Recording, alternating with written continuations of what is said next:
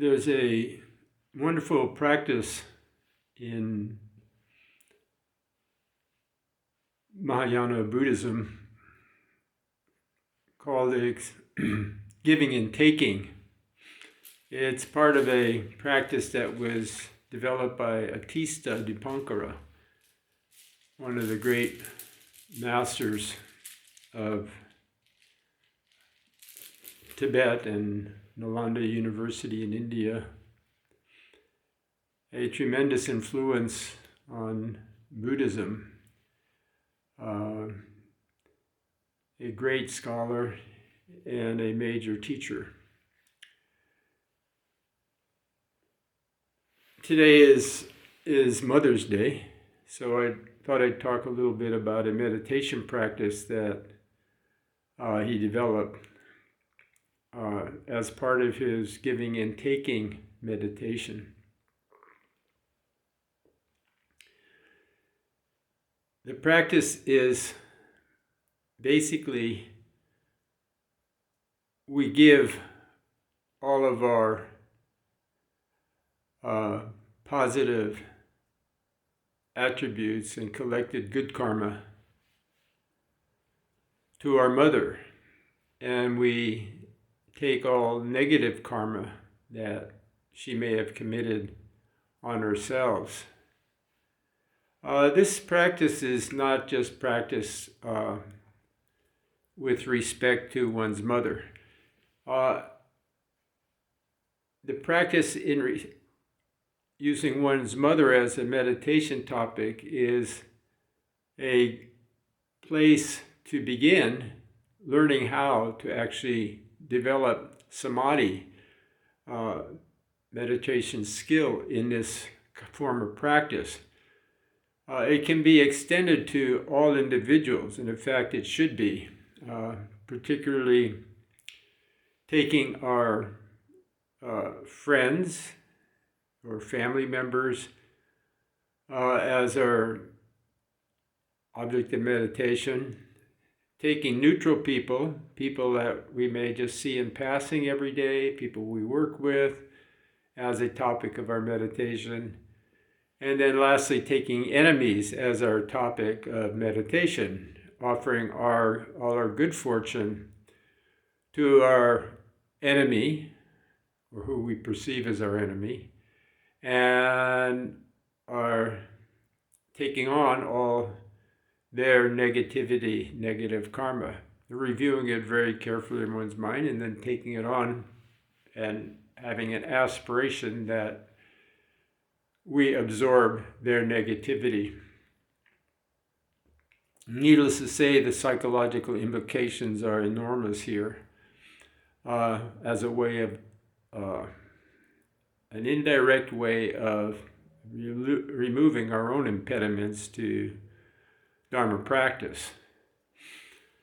But it is Mother's Day, so let's look at how that practice can be practiced in accordance with our mother as a meditation topic.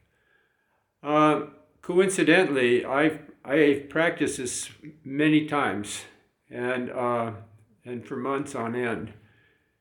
It's phenomenal how powerful it can be. It's not easy at all because it cannot be contrived.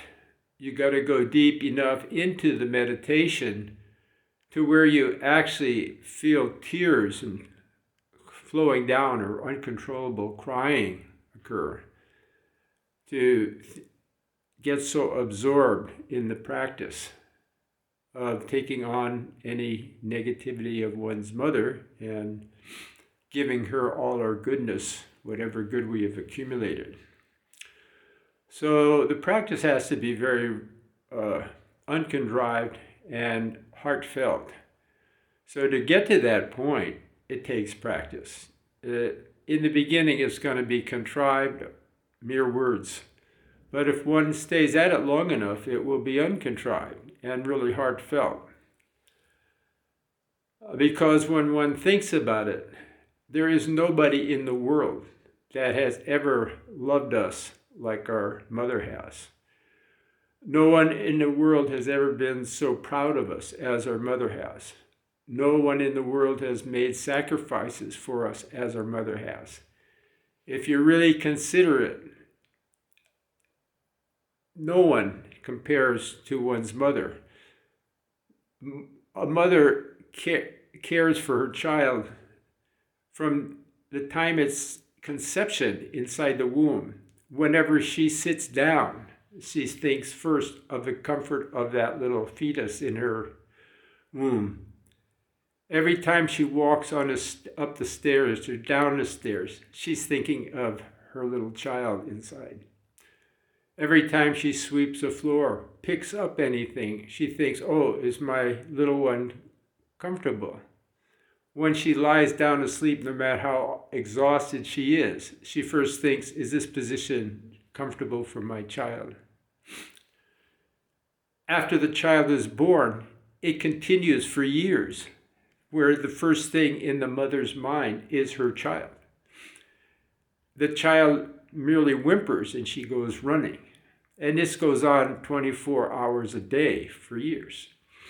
There's no one that compares to one's mother. No one ever will. No spouse, nothing comes even close. Whatever her faults may be, she loved us like no other person has ever loved us. That's our mother.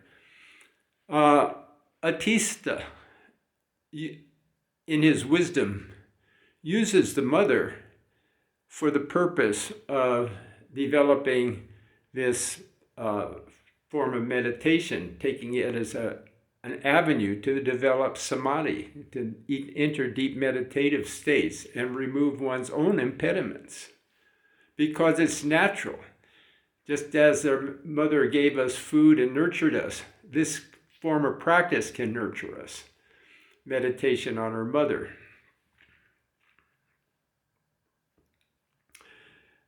My own teacher, Master Xuanhua, he sat by his mother's grave upon her death for 3 years and 3 months and 3 days, paying homage to his mother. Now, this is a well-known practice in China, but rarely practiced.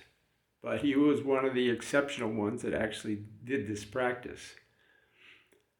Atisha's practice is very simple. You imagine where your mother might be.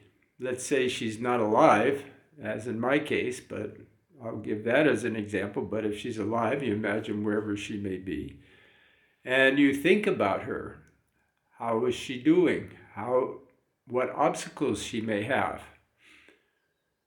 What ills she may be suffering. What faults she may have. What afflictions she may have. What hurt she may have. What depression she may have. What anxiety she may have. What stress she may have. You think about that. You think about it really deeply. Very, very deeply. Until you feel it, a sympathy arise for your mother inside. Then you say, dear mother, whatever suffering you have, I take that suffering from you. Give it to me. I will carry it. Whatever happiness I have, I give to you. Accept it, please. I love you. I have never forgotten you for a moment. And review how your mother has really loved you from day one. Review that. Say it to her. Speak it to her. In your meditation, talk to her. Imagine she is there and you're telling her all of the things that I spoke of earlier. Her carrying you in the womb, her caring for you, her being so proud of you, how she loved you, how she thought of you before thinking of anyone else. And no matter how hungry she was, she always thought about feeding her baby first. Think about that and tell your mother that you haven't forgotten. You remember very well and you keep it in mind. That is part of your love for her, and that nothing can ever shake that love, that deep feeling, that recognition that, yes, this is my mother. She is the only one that has been like this to me, that has been so close to me and so near to me and so dear to me. You think about that, and you tell your mother that in your meditation, and you say, whatever happiness I have, I transfer it to you. And you mean it. You really mean it. Whatever suffering you have, you transfer it, and you really mean it. Some years ago, I was asked to give a talk in Buddha Hall here once. And I thought, as impossible as it seemed at the time, to use Atisha's meditation as a talk. And as an example, I gave a talk using my own mother as I might meditate on her. I visualized her first in the hell realms and spoke about how she might be suffering in the hell realms, all from misdeeds and so forth, whatever might have occurred in her life that was less than honorable, that caused her rebirth in the hells. And I told my mother, this was all during a Dharma talk, that I will take her suffering and she should take my happiness and joy. And I went through the 6 realms of existence this way, as if she was born in the animal realm, the Ashura realms, the hungry ghost realms, the heavenly realms even, and spoke to her and said I would take her suffering and she should take my happiness. And this talk was a 40-minute talk, as the usual talks are in the Buddha Hall, and nobody said a word. Everybody was completely quiet. I went through the entire meditation like that. When I do it on my own, this practice on my own, I often cry. That's what the correct response is supposed to be.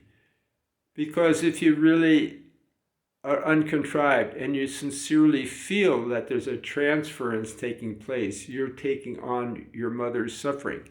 And your mother is taking all your joy and happiness because you're giving it to her. And you really go deep into this meditation until it is completely sincere and uncontrived in any way. And you lose yourself in this form of meditation. Then you enter like a very deep meditative state where you really connect with your natural nature of mind, the nature, a spontaneous nature of the mind. We're all interconnected, and we're most connected with our parents, our family connections. Each individual has these natural connections. Sometimes we forget these natural bonds, and if we remember these natural bonds, they're easier to grow than other bonds. They're easier to actually merge one's thought into one's nature using as a meditation topic, someone very close to us, like especially our mother. As I mentioned earlier, the mother is the ideal topic of meditation. Once you develop it with your mother, then you develop some meditation skill in this practice of giving and taking. Once you develop meditation skill in this practice of giving and taking, so you really get absorbed into the meditation. Next, you take somebody that's a little more distant and more difficult to, maybe a friend, maybe a sibling, maybe a wife or a husband or a close associate. And you practice with that person. until you get absorbed very deeply in that practice. Then you take a neutral person, that maybe a passerby or somebody at the grocery store you see every day, and you think about them. And then you take an enemy, and you give or take their suffering. Give them your happiness. Take their suffering. And you develop skill in this way. But number one is the mother. That's where it should be developed first. And then after that, if we want to practice in other ways, we can. And that is a very, very, very beneficial form of meditation. It teaches one how to train the mind in reasoning, analytical reasoning, and thinking, using the mind to enunciate one's thought, to verbalize one's thought, to speak one's mind, one's feelings, one's emotions to another in meditation, through meditation, until one loses oneself in that meditation.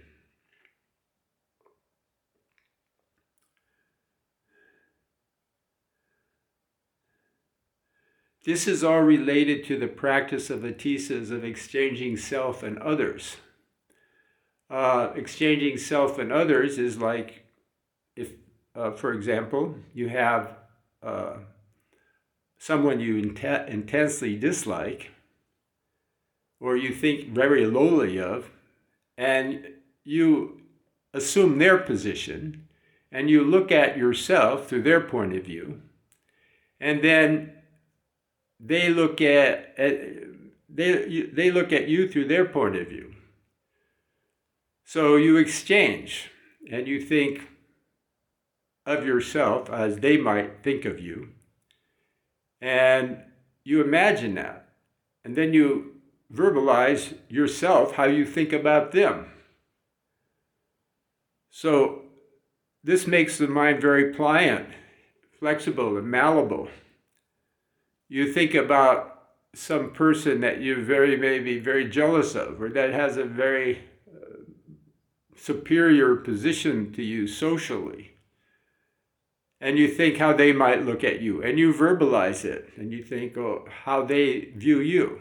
Oh, that person such and such is such a slime bag. He's totally useless. He doesn't, have any money, doesn't have hardly any friends. He drives a junker car and so forth. And you think about how they might look at you.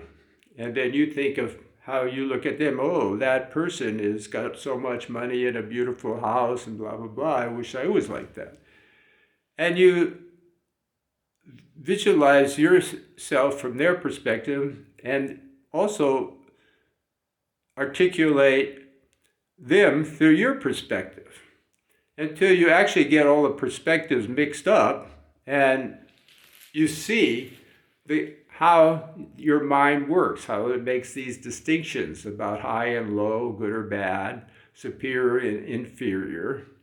And you start losing your own kind of selfish view of yourself by exchanging yourself with others. And of course, the others become yourself, and you become the other. And this kind of exchange takes place with the giving and taking mentioned earlier, where you're thinking about your mother, and you give her your happiness, and you take her suffering. So these kind of practices are analytical, meditative practices. They're extremely superior to ordinary mantra recitation as far as developing the nature of mind. They're more difficult and they're more effective. And that's why they're there. They're there as once you take the springboard off of some of the earlier meditations, such as mantra and so forth, you enter these kind of meditations and practice these kind of meditations to go further into the development of seeing into the nature of mind through mind training. It's all training of the mind. So that's this talk for this Mother's Day.